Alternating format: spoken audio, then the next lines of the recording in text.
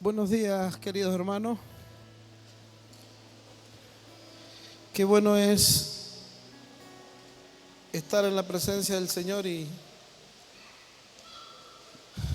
que todo nuestro ser declare que toda la gloria y toda la honra solo sean para Él.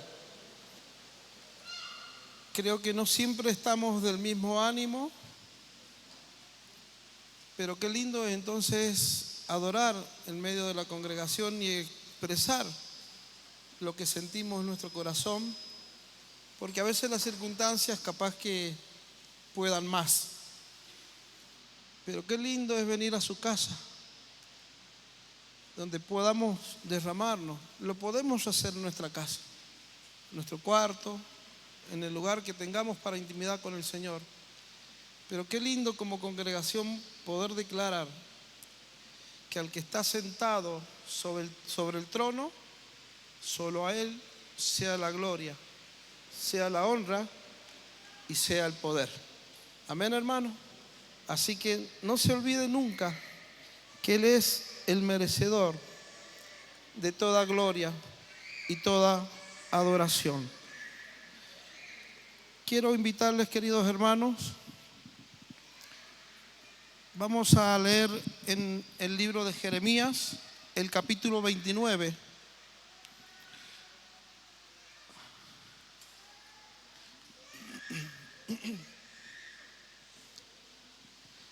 Jeremías capítulo 29.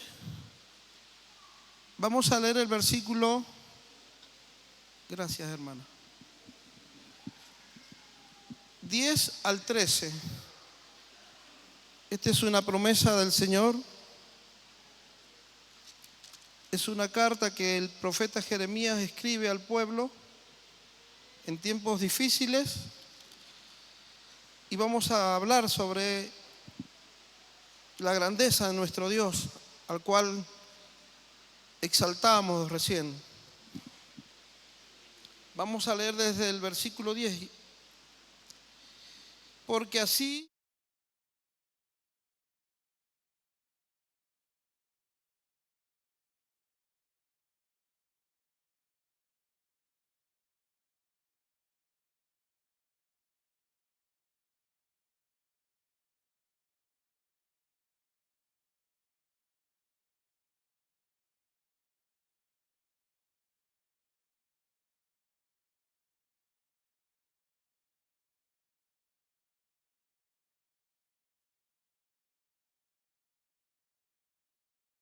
daros el fin que esperáis.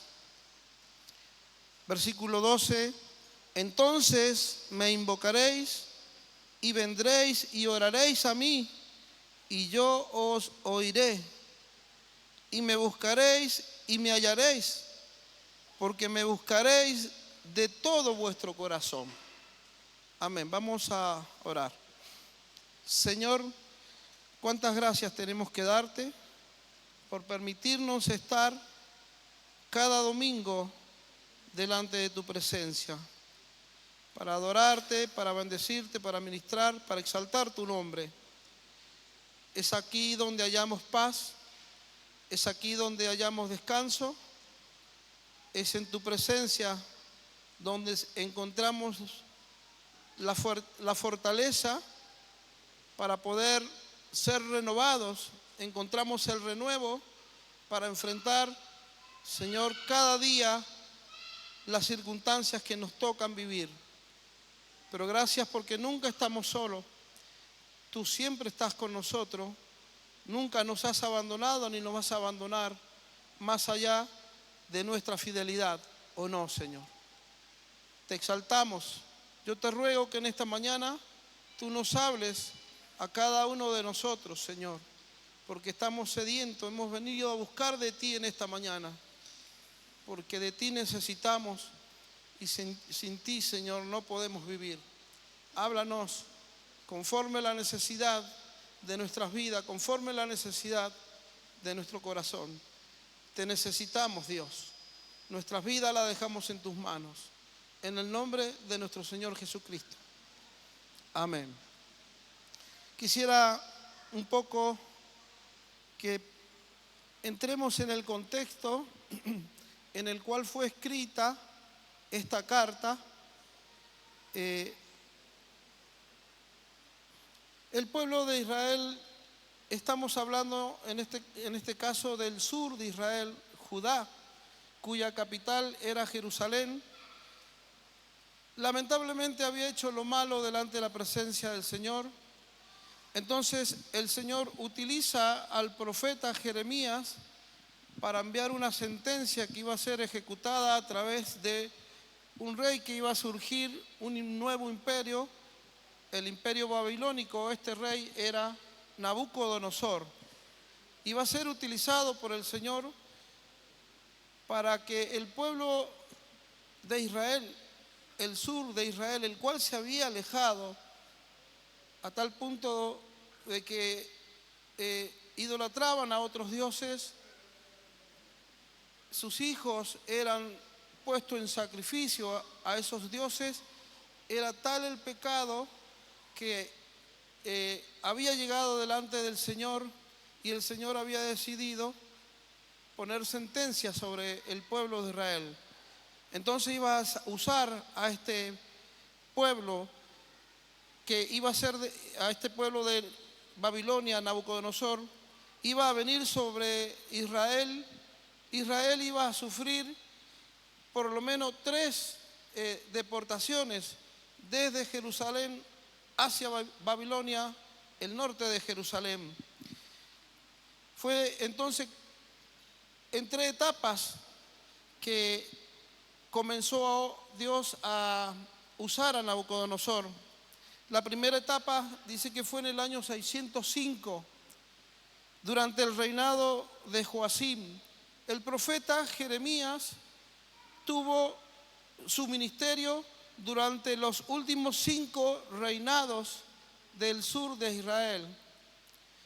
Durante el reinado de Josías, luego Joacim, luego Joacás, Joaquín, y el último reinado en este caso fue Sedequías, donde Dios terminó de sentenciar. Pero déjeme decirle que nunca el Señor quería hacer esto, porque siempre envió su palabra a través del profeta, pero aún así al profeta le castigaron. Jeremías tuvo un ministerio muy duro, de mucha confrontación, y era porque él no predicaba lo mismo que quizás predicaban otros que hablaban en nombre del Señor, pero el Señor no le había enviado. Entonces fue así como en el 605, Nabucodonosor, durante el reinado de Joacim, dice que llevó a algunos nobles, se llevó a lo mejor de Israel, de Judá, el norte de Israel, el sur de Israel. Dice que se llevó a los jóvenes, y entre ellos iba a quien hemos hablado mucho, quizás en muchas oportunidades, el profeta Daniel. Si usted lee Daniel 1, del 1 al 6, va a encontrar cómo Daniel cuenta, o cómo en el libro de Daniel se cuenta que durante el reinado de Joacim, Nabucodonosor envió a buscar los mejores, o los más sobresalientes, sobre todo en los jóvenes, para que le sirvieran en su reino. Daniel 1:6. Después la segunda deportación tuvo lugar años más tarde. Recuerde que todo se cuenta hacia Jesucristo. Esto comenzó 605 años antes de Cristo, más hacia el 597 fue la segunda deportación. Este fue durante el reinado del rey Joaquín. Dice que Nabucodonosor volvió y sitió a Jerusalén. Fue muy violento lo que sucedió en las tres ocasiones, sobre todo en la tercera. Y luego de esto se llevó, dice, a la nobleza. Se llevaba desde Jerusalén hacia el norte en Babilonia. Dice que se llevó a la nobleza, a los artesanos, y se llevó a unas 10.000 personas. Esto está todo, hermano, si usted quiere después buscarlo, en Segunda de Reyes, capítulo 24, del 10 en adelante. Y entre estos deportados, en la segunda etapa, está el profeta Ezequiel. El profeta Ezequiel iba a estar en medio de los deportados y Dios le iba a usar grandemente ahí con los deportados. De este lado quedaba Jeremías, hacia el sur, en Jerusalén, el sur de Israel. La tercera deportación, y fue la más violenta, fue en el 586, años 15, 20 años casi antes, después del primer ataque de Nabucodonosor. Dice que regresó Nabucodonosor y destruyó el templo de Salomón y toda la ciudad. Fue violentísimo. Esto ya también el Señor lo había profetizado, que si el pueblo de Dios no se arrepentía por las calles de Jerusalén, iba a haber gran mortandad y sangre.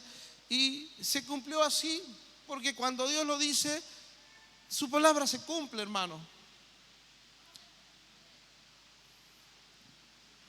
Dice que en esa tercera deportación fue durante el rey Sedequías, último rey del sur de Judá. Fue tan violento que al rey le sacaron los ojos y lo llevaron deportado en presencia de sus hijos. Y de ahí todas las atrocidades que usted se imagine, a causa de que el pueblo nunca se arrepintió. Dios habló una y otra vez antes de que esto sucediera, pero el pueblo no se había arrepentido. Entonces, y lo que algunos consideran como la cuarta deportación, fue en el 582. Dice que tras la muerte de Gedalías, un gobernador que había sido, cuando Nabucodonosor se fue, puso sobre Jerusalén a Gedalías como gobernador. Luego fue muerto Gedalías, entonces volvió Nabucodonosor y se llevó a los pocos que habían quedado, entre ellos sobre todo los ancianos y niños y los más pobres, para que no hubiera una rebelión en el futuro. Ese fue el triste momento que le tocó vivir al pueblo de Israel, en este caso Judá, el sur de Israel. Eso lo puede encontrar, mi querido hermano, en Jeremías capítulo 52. Todo el capítulo habla sobre esta cuarta ola de violencia. Entonces, en medio de este entorno de muerte, de violencia, de desesperanza y de mucha tristeza, Jeremías escribe esta carta que hemos leído del capítulo 29. Entonces, yo quisiera que habláramos sobre lo que dice el capítulo 29. Fíjese, dice el versículo 1, estas son las palabras, 29:1, estas son las palabras de la carta que el profeta Jeremías envió desde Jerusalén a los ancianos que habían quedado de los que fueron transportados, y a los sacerdotes y profetas y a todo el pueblo que Nabucodonosor llevó cautivo. Jeremías le envió desde Jerusalén hacia Babilonia esta carta, y mire lo que escribió en esta carta, que era voz de Dios. Después que salió el rey, el 4, así ha dicho Jehová de los ejércitos, Dios de Israel, a todos los de la cautividad que hice transportar a Jerusalén a Babilonia. Dios había permitido, pero el corazón de Dios no estaba contento, porque por supuesto su pueblo, él tuvo que usar a Nabucodonosor, pero su pueblo siempre será su pueblo, y aunque le fallemos, Dios siempre pondrá su mirada en su pueblo, y aunque le fallemos, Dios siempre pondrá su mirada en nosotros, querido hermano, porque Él no ha cambiado, como decía recién el hermano. No es hombre para que mienta, ni hijo de hombre para que se arrepienta. Él es Dios. Si Él lo ha dicho, Él lo va a cumplir. Si Él lo ha dicho, Él lo va a cumplir. Y dice, versículo 5, así ha dicho Jehová, el 4, de los ejércitos, Dios de Israel, a todos los que de la cautividad que hice transportar de Jerusalén a Babilonia: edifiquen casa y habitadla, y plantad huerto y comed del fruto de ellos. Casaos y engendrad hijos e hijas. Dad mujeres a vuestros hijos y dad marido a vuestras hijas, para que tengan hijos e hijas, y multiplicaos allí. En Babilonia, le decía, no disminuyáis, y procurad la paz de la ciudad. Mire lo que el Señor les prometía: procuren la paz de la ciudad, a la cual os hice transportar, y rogad por ella a Jehová, porque en su paz también tendréis vosotros paz. O sea, orar por esa ciudad iba a traer bendición sobre el mismo pueblo de Israel. Hermano, a veces estamos en lugares donde quizás no nos guste estar, no estamos muy cómodos, pero Dios nos dice que debemos orar. Donde Dios nos ha puesto, debemos orar. Y junto con la bendición de donde vamos a orar y donde vamos a estar, Dios nos va a bendecir. Y la palabra de Dios se cumple, y lo vamos a ver. Porque así ha dicho Jehová de los ejércitos, Dios de Israel: no os engañen vuestros profetas que están entre vosotros, ni vuestros adivinos, ni atendáis a sus sueños que soñáis. Porque falsamente profetizan. Si usted hemos leído el capítulo 29, pero si lee el capítulo 28, usted va a ver una falsa profecía de Ananías.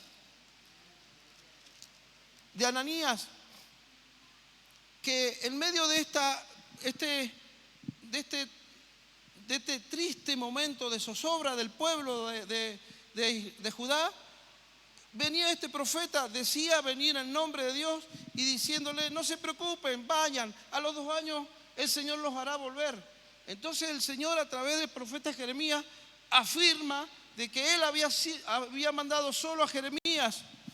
Este profeta termina muriendo y dice: no escuchen a estos que le traen, como decía nuestro pastor, golosinas. Escuchen voz de Dios. Muchas veces, hermanos, nos gusta escuchar las cosas en momentos tristes, nos gusta escuchar lo que nuestro oído o nuestra carne quiere escuchar. Pero muchas veces tenemos que pasar por el proceso de Dios, porque hay consecuencias a veces de apartarnos de Dios. Entonces, no escuchen a esto. Pongan su confianza, pónganla en mí. Entonces, versículo 9: porque falsamente profetizan ellos en mi nombre, no los envié, dice Jehová. Porque ahora sí, entonces viene la palabra de Dios a través del profeta Jeremías: porque así ha dicho Jehová, cuando en Babilonia se cumplan los 70 años, yo os visitaré y despertaré sobre vosotros mi buena palabra, para haceros volver desde Babilonia de regreso a Jerusalén. ¿Habían de pasar 2 años? No, 70 años habían de pasar. Y mire lo que dice el versículo 11, que es siempre el pensamiento para con su pueblo. Porque yo sé los pensamientos que tengo acerca de vosotros, dice Jehová. ¿Pensamientos de qué? De paz. Aunque tu momento sea difícil, en el tiempo de Dios y en el proceso de Dios, aún así Dios siempre tiene pensamientos de paz para sus hijos, pensamientos de paz para su pueblo, y no de mal, para daros el fin que esperáis. Mire, quisiera leerlo en la versión viviente. Dice, mire, el 11 solamente: pues yo sé los planes que tengo para ustedes, dice el Señor, y son planes para lo bueno y no para lo malo, para darles un futuro y una esperanza. La esperanza, hermano, es la que nos va a sostener. Ahora, mire lo que significa esperanza. Esperanza dice que es una virtud o un sentimiento que nos impulsa a confiar en algo, que algo bueno sucederá. ¿Quién tiene pensamiento de mal hacia uno mismo? Yo siempre anhelo que lo bueno me suceda, ¿sí o no? Eso puede ser a nivel general esperanza, pero mire lo que pasa. Desde una perspectiva general es la expectativa positiva de que se cumplan los deseos, metas o promesas. Ahora, si yo juego a la lotería, tengo la esperanza que si me saco la lotería, ¿qué va a pasar? ¿Voy a hacer? El problema no es la esperanza. El problema es el fundamento de mi esperanza. ¿Dónde estoy parado en lo que yo anhelo que se cumpla? Si yo juego a la lotería, una en 1.000.000 posiblemente esté contento. Los otros 999.999 están en desesperanza. Pero mire lo que debe ser la esperanza para un cristiano. Dice, en el contexto cristiano, esperanza es una virtud teologal que se fundamenta en la fe en Dios. Yo no confío que me voy a sacar la lotería. Cuando yo estoy en Cristo, mi confianza está fundamentada en Cristo, en Dios. Entonces, el problema no es la esperanza, el problema es el fundamento. Y ese es el tema que quería hablar. El título es: ¿cuál es el fundamento de tu esperanza? ¿Dónde está nuestra confianza? Mire, la profecía que hemos leído de 70 años es cumplida a los 70 años. Vamos a leer Daniel 9, versículos 1 y 2.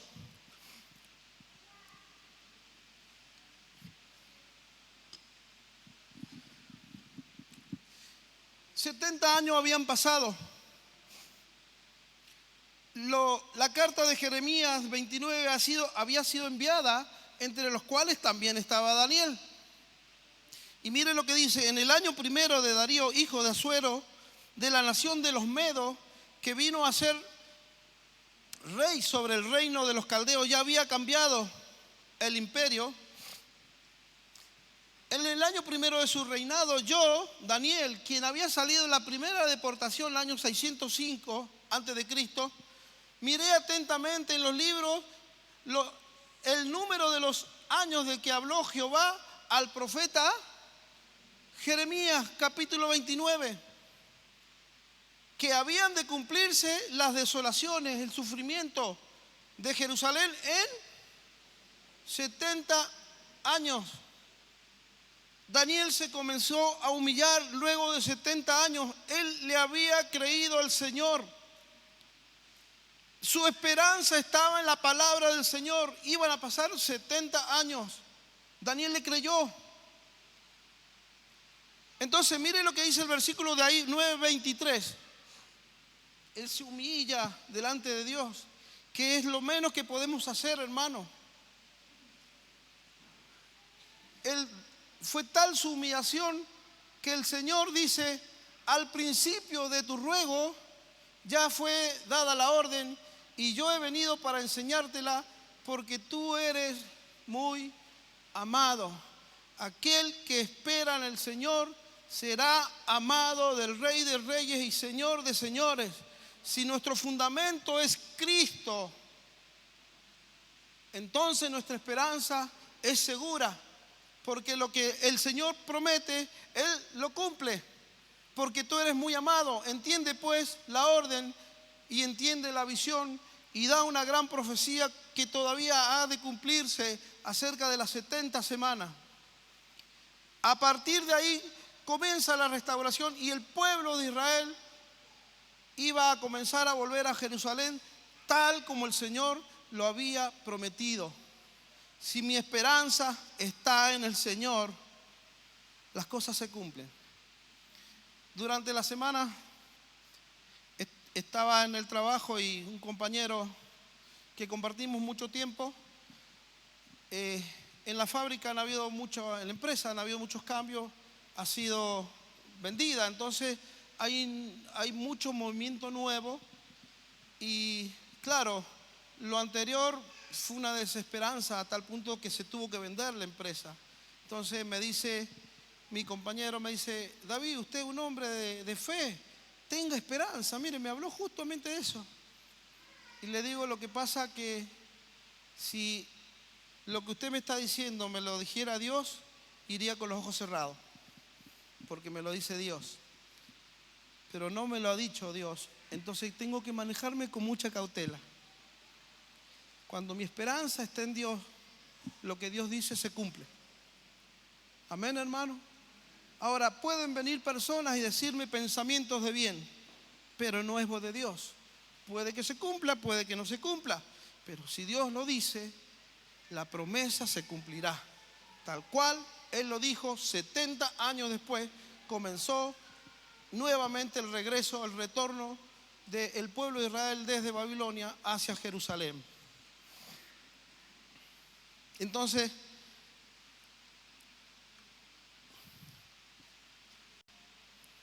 la esperanza dice que es la confianza en que Dios tiene un plan para nosotros, que Él nos ama profundamente y nos conduce hacia una vida eterna, llena de paz y llena de gozo. Sinónimo de esperanza es confianza, fe, seguridad, convicción, paciencia. 70 años debió esperar Daniel. Hay características de la esperanza.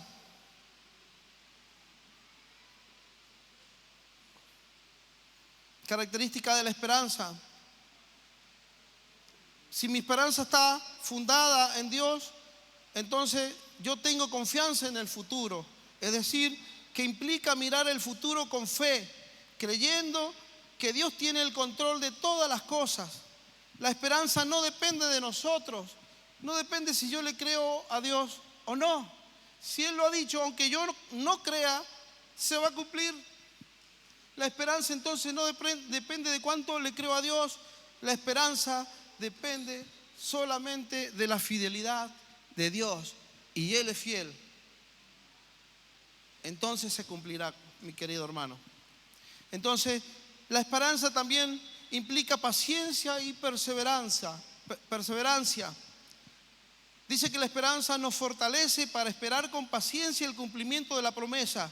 Decíamos 70 años, incluso cuando no vemos resultados inmediatos. Hay una historia, dice que un hombre plantó un helecho y un bambú. El helecho creció rápidamente, pero el bambú no daba señales de vida.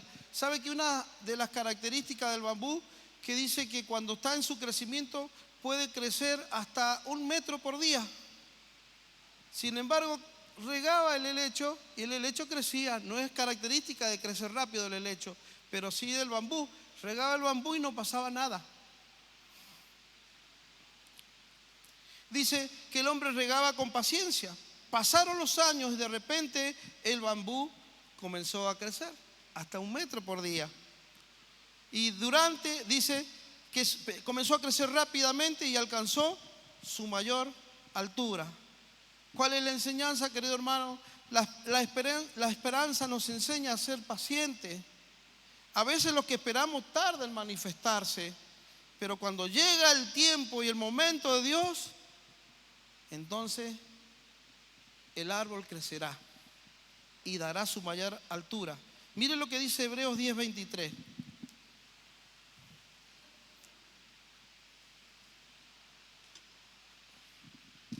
Mantengámonos entonces en medio de que si Dios nos ha dado una palabra y aún no se ha cumplido, mantengámonos firmes sin fluctuar la profesión de nuestra esperanza. ¿Por qué?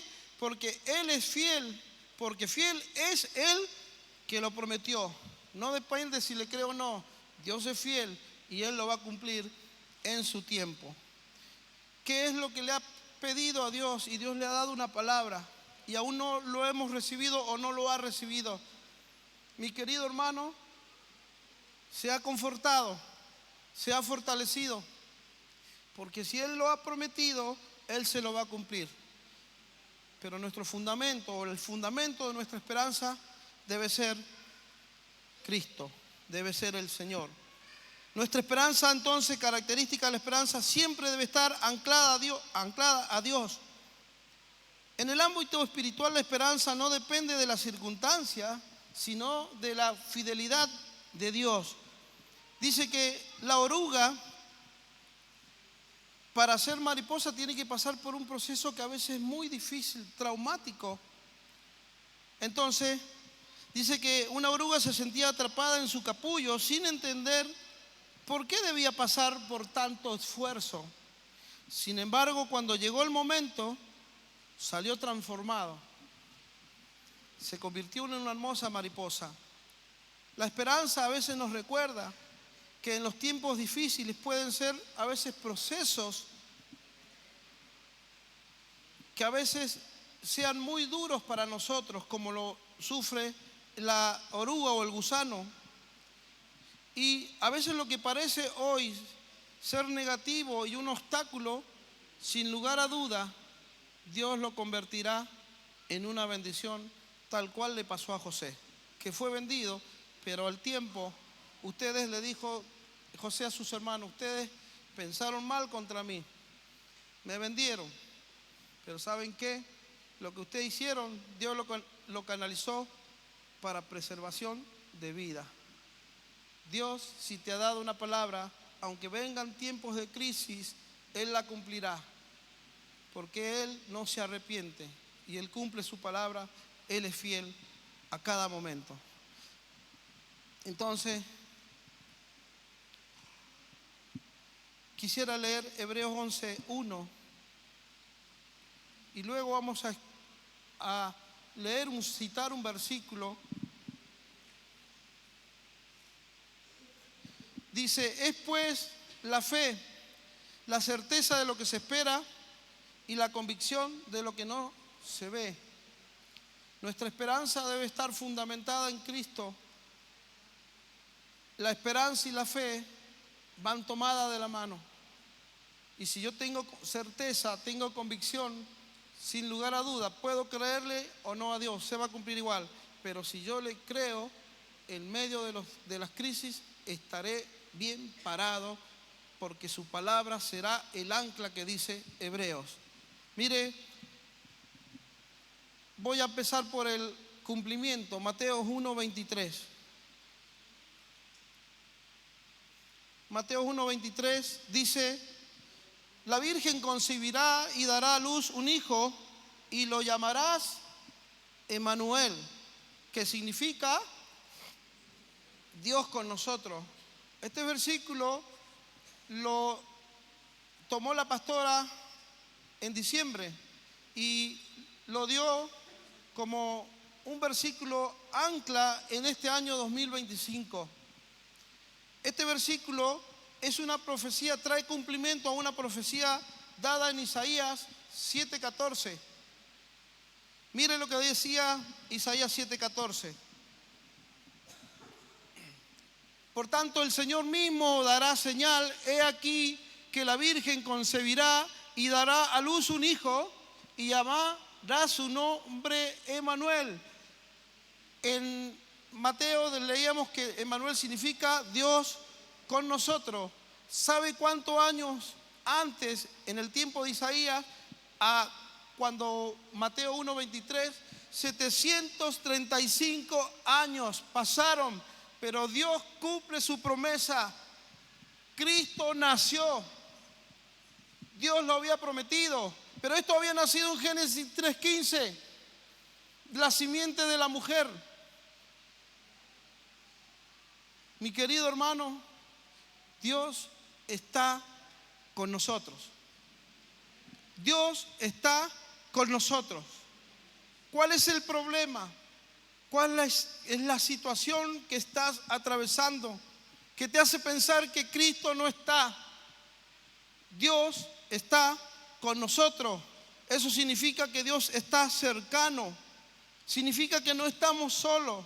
La presencia de Jesús nos asegura que Dios está activo en nuestras vidas, que Él está guiándonos, consolándonos, y a través de Cristo Él nos ha redimido. Cristo nos trajo redención y salvación. El nacimiento de Jesús nos trajo su salvación. Su llegada es la mayor expresión de esperanza para todos los que creemos en Él. El nacimiento de Jesús trajo solidez. Él es y debe ser nuestro fundamento. Quiero concluir, mi querido hermano. En tiempos difíciles, Mateo 1:23 es una realidad. Dios está con nosotros. Él es el Rey de Reyes, el Señor de Señores, y Él sabe la situación que estás pasando, sabe cómo estamos caminando, sabe si sufrimos y sabe si tenemos gozo. Dios está con nosotros, querido hermano. Entonces, recuerda que Dios está siempre presente en nuestras vidas. Él cumple sus promesas y nos ofrece una esperanza viva en Jesús. Sea bendito el nombre entonces de Jesús. Dice Hebreos 12:2, puesto los ojos en Jesús, el autor y consumador de la fe, el cual por el gozo puesto delante de Él sufrió en la cruz, menospreciando el oprobio. Terminamos con Romanos 15:13. No estamos solos. Entonces, si Dios lo ha prometido, mire lo que dice Romanos 15:13. Y el Dios de esperanza os llene de todo gozo y paz en el creer, para que abundéis en esperanza por el poder del Espíritu Santo. El Espíritu Santo de Dios está en nosotros y Él nos purificará día a día. Dejemos entonces de poner nuestra mirada en otras cosas y pongamos nuestra mirada en Jesús, el autor de toda esperanza. Le invito a que se ponga de pie, querido hermano.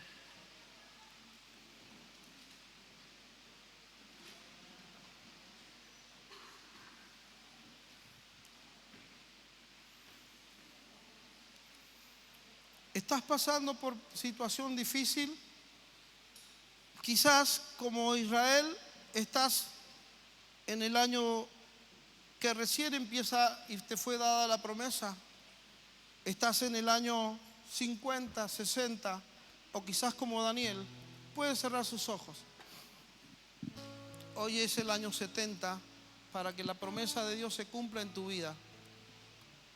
Has pasado por tiempos difíciles. Has pasado por dificultades, pero Dios nunca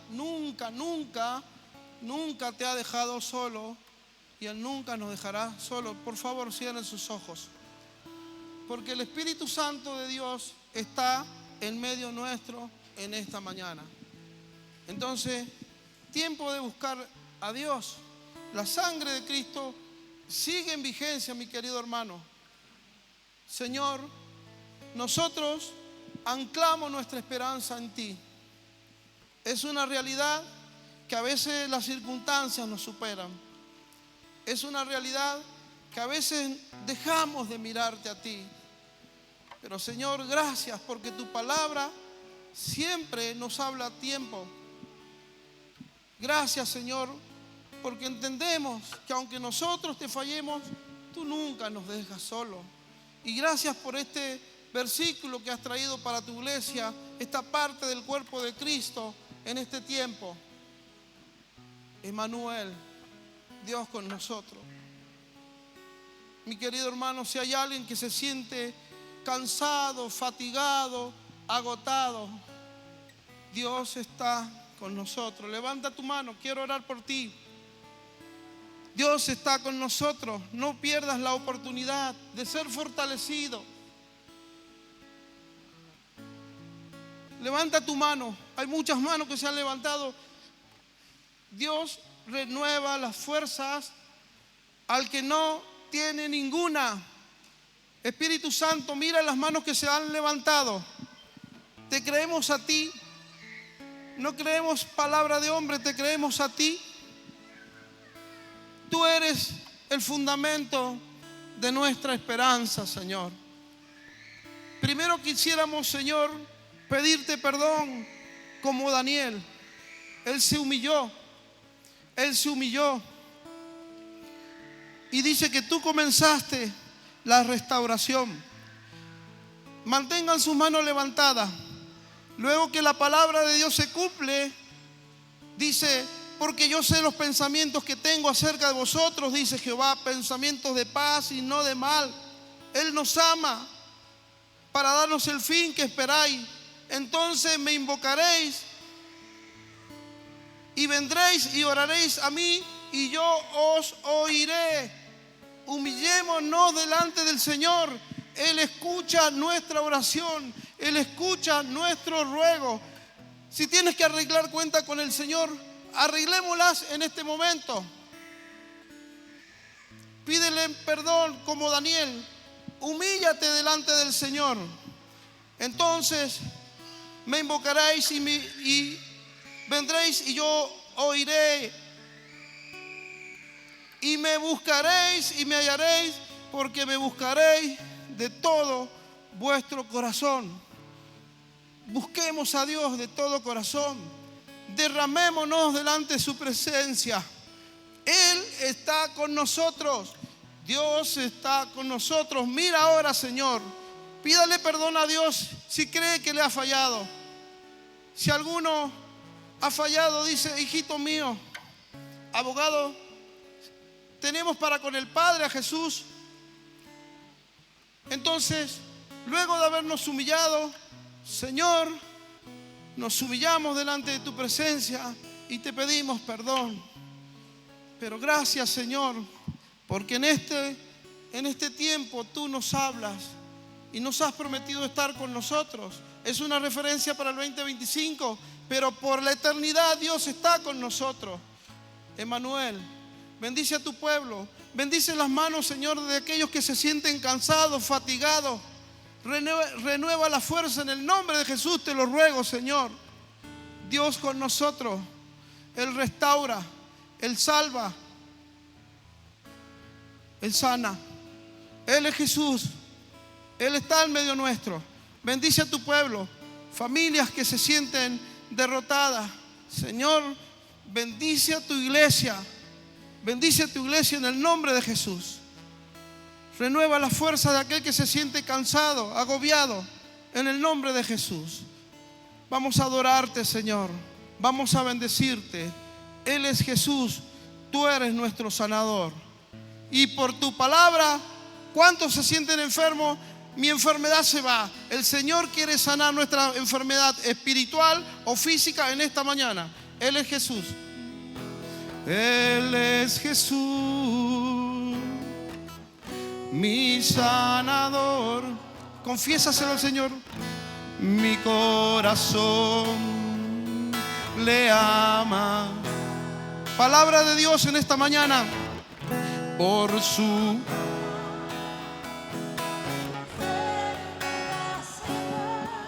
gloria a Dios. Él es la sangre de Cristo. Gloria a Dios. Él pagó gran precio. Sí, Señor. Mi sanador. Mi corazón. Créele. Él está contigo. Dios está con nosotros. Mi enfermedad.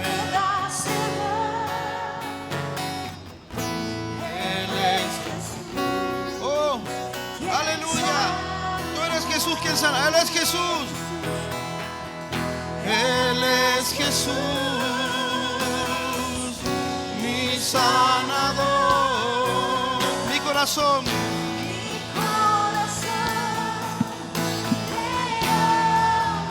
¿Cuánto te necesitamos, Señor? Por su palabra, mi enfermedad sana. Él sana toda dolencia. Gloria. Él es Jesús una vez más. Él es Jesús.